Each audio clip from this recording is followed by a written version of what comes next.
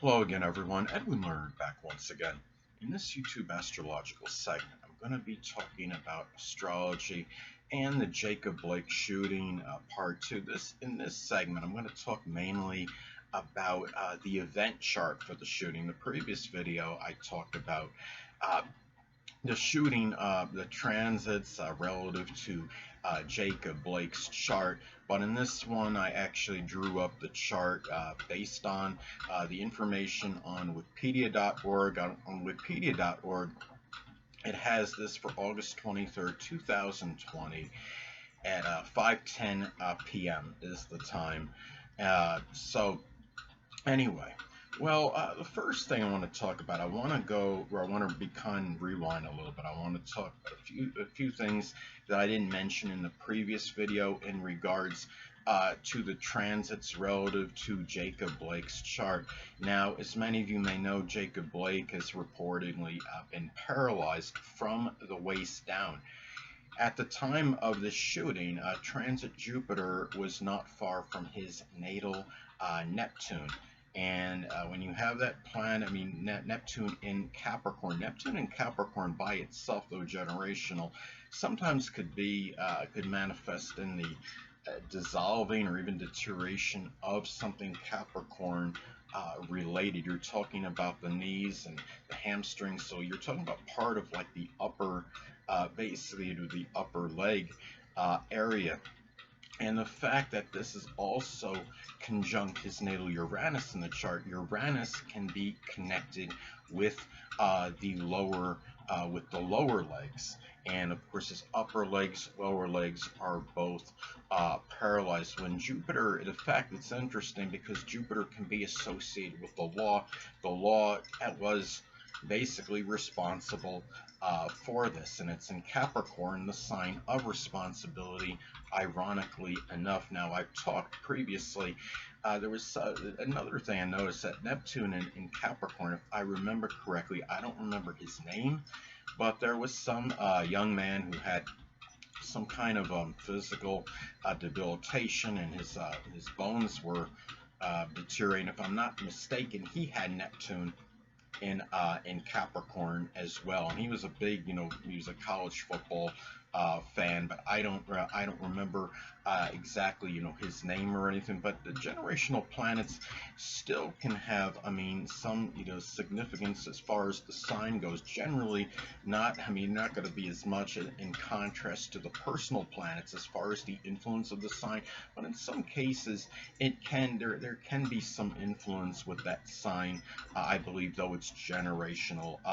Now, the thing I want to talk about as far as this event chart goes, well, the event chart puts the Sun in Virgo, very early Virgo, and it has the ascendant at Capricorn. When you look at the first house in an event chart, that's basically like, I mean, I would perceive that as the face of this event.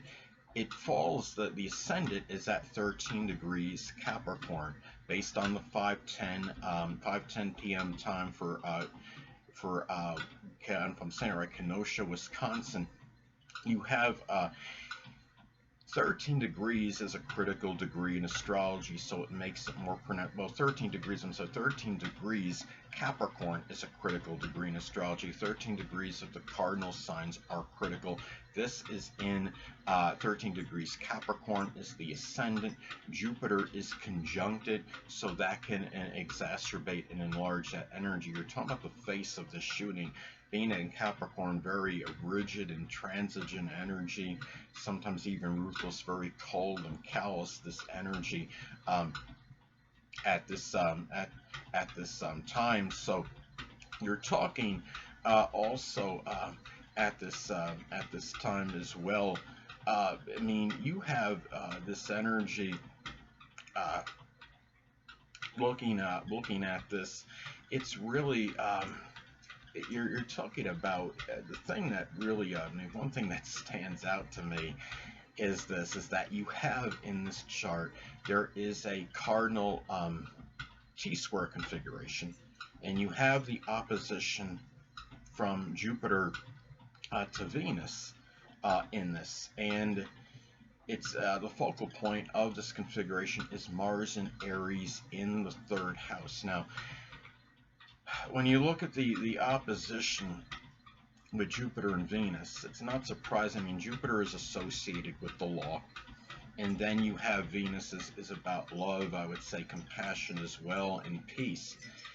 Well, it's an indicator to me when you have Venus opposite Jupiter being can be connected again with the law, that peace was out of reach as far as the law goes at this time. Venus in Cancer can be about valuing sympathy, care, protection, safety, security, and really this is something that was a way it's adversarial to the law at this time. Jupiter in Capricorn can also be enlargement of very cold, callous, undemonstrative energy, but it could also, Jupiter, again, not to be redundant, but being associated with the law, can be about law, people in the law that could be rather cold and ruthless. So anyway, and you're talking about as well having that, and when you talk about the focal point in a T-square configuration, that is a point of over accentuation and emphasis. That is to basically, that is the point that's going to try and attempt to reconcile that energy from the opposition, and it could be redundant.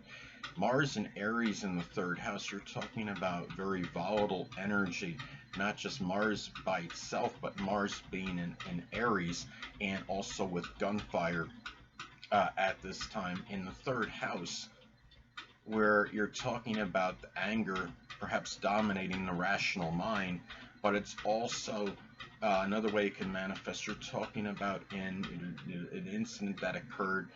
I would say this was likely in his neighborhood, in Jason Blake's neighborhood. Uh, Another thing too, what I'm looking at in this chart, as far as you're looking at the focal, not the focal point, I'm looking at the midheaven being in Scorpio, and that is at 9 degrees, which is a critical degree. 8 or 9 degrees of the fixed signs are critical degrees, so this is more emphasized, prominent, and pronounced. The moon in Scorpio is conjuncted. Now, if Jacob Blake was born in the earlier part of that day on his birthday, his moon would be in Scorpio, and he would have been going through a lunar return in Scorpio. The moon in Scorpio can manifest in very turbulent, convoluted emotions, very intense, passion emotions.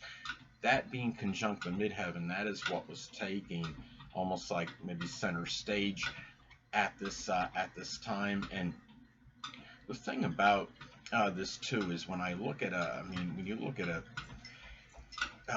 at a chart like this, I noticed that, like, it seems like there's often, like, it's talking about the cardinal T-square configuration. There's usually something at a critical degree, it seems like, to me. And also too, the moon was also making opposition to Uranus at this time, so that obviously didn't help matters in terms of very not just the convoluted emotions with the moon in Scorpio, but ones that were very unpredictable, I would say, as well. And you're talking also being Uranus is in the fourth house, and it's very close to the fourth house cusp. This is about can manifest and bringing a disruption to others' safety and security and their emotional security at this time. Uranus and Taurus, the transit in general, I would say, could also manifest in just very having unusual values at this time as well, sadly.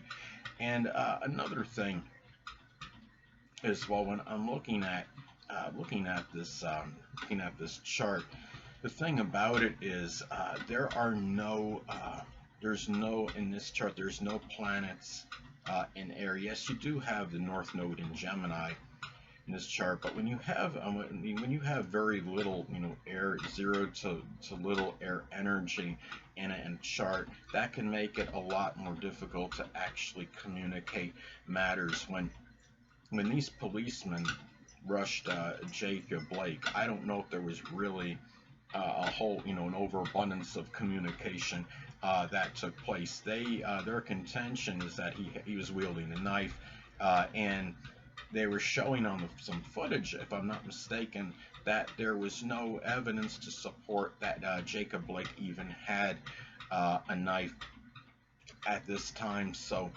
anyways, really, and when you have another thing too, and this could be a very minor note, but just basically, as far as fundamentals go in astrology, some of you may know this, some may not. The sun is positioned at the before Mercury in this chart. I mean, yes, it's a very analytical energy, but you're talking also when the sun is positioned before Mercury, whether it's in a natal chart or event chart. Um, it's really what it's an indicator of, that there's action before thinking. When Mercury is positioned before the sun, that could manifest in actually thinking more before acting, and it shows to me a lot of impulsive energy without really thinking about possible repercussions as a result. Hold on a moment, people.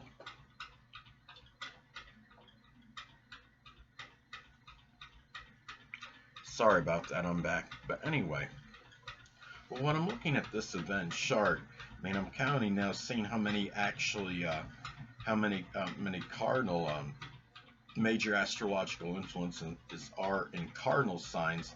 There's, let's see, there's 5. There's like 6 in cardinal if you count the ascendant, because there's 3 planets in Capricorn, ascendant in Capricorn, excuse me, Mars in Aries, and the Venus in Cancer. When you have a lot of this energy, when you have a preponderance of cardinal energy in a chart, it could show a very strong emphasis on very impatient energy, anxious to get things started, not always worrying about the repercussions as the result of one's actions. It could be very hurried energy. It's very action oriented. So it's another thing that tells me that it's the indicator that there's not a lot of really talking or communication, trying to work things out prior to taking action. So there's really not much more I had to say about this than what I've already had stated. But another thing too is the thing that I'm looking at as well is that when you look at this energy, the South Node in Sagittarius falls in the 12th house in this chart, and that could be, when you're talking about the South Node in astrology, it could reflect what one is going away from, and it really should be. I mean, you're talking in very negative manifestation. That could be foolhardy energy. And that could be the self-undoing, because you're talking about Sagittarius could be very foolhardy, self-righteous, reckless energy, and in the 12th house of the self-undoing. And these policemen will probably be in some kind of trouble as a result, and paying some consequences as a result of their actions. So, and it was really, I think that's pretty much about it as far as this goes. And anyway, I want to offer my condolences, my prayers to Jacob Blake and his family and friends, and I hope he doesn't perish as a result of this. I mean, being paralyzed from the waist down, I mean, that's obviously very traumatic and devastating. And even him being a Sun in Taurus, I don't know how one is it can cope with that, especially when you're talking about your life situation being changed nearly instantaneously. You have your full mobility. Sometimes we become complacent in life. We take those things for granted, and all of a sudden, in an instant, these things can be gone. And that is why, and go on another note here, people, Jim, I'm on a tangent here, but we have to really, it shows you that we really need to value and appreciate uh, what we have in our life. And even if we're, in an impoverished situation, or where we're at a very, we're not in a situation where we have a lot of affluence in terms of our money or prosperity. If we are alive, we have our amenities, like, I mean, even like how I have like the internet. Uh, somebody had written me recently, and there's a post they were going to put on my page, and it wasn't. I don't think it was anything really malicious or derogatory, but they had stated, well, that they didn't think I could have Venus in my fourth house because of my, I guess based on what they're visualizing, they're seeing in my videos, doesn't give the impression of any affluence or wealth or prosperity, and I respect and understand. I actually do have Venus in Leo in my fourth house, makes some adverse aspects, but what I want to get at is that affluence, of course, is subjective, and if we have the money to support a home and have a roof over our head, to some that might be more affluent than others. Venus and Leo in the fourth could have extravagant, it could be paying money on extravagant home expenses as well.